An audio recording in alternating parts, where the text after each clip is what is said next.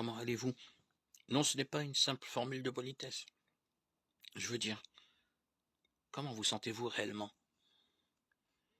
Peut-être comme beaucoup d'autres. Apparemment, vous êtes en forme, bien disposé, et pourtant, vous n'êtes pas vraiment heureux. Vous menez une vie active, vous vous éclatez, et pourtant vous ressentez un vide intérieur. L'air coule et décontracté. Vous croulez sous les problèmes. Toujours dans le feu de l'action et entouré de monde. Vous êtes pourtant seul. La Bible nous parle de quelqu'un qui vit tous les jours du monde autour de lui et qui était quand même seul. Ils arrivèrent à Jéricho. Et lorsque Jésus en sortit avec ses disciples et une assez grande foule, le fils de Timée, Bartimée, mendiant aveugle, était assis au bord du chemin.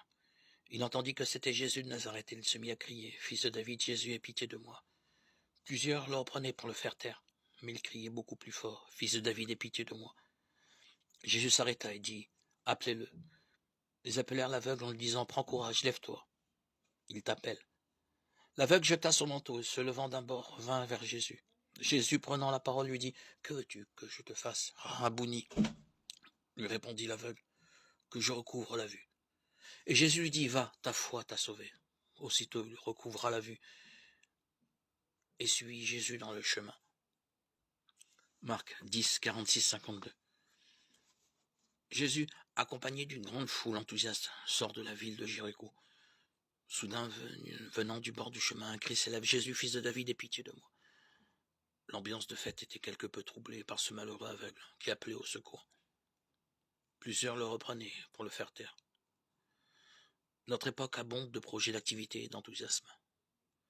Mais de nombreuses personnes sont dans la détresse et cherchent du secours.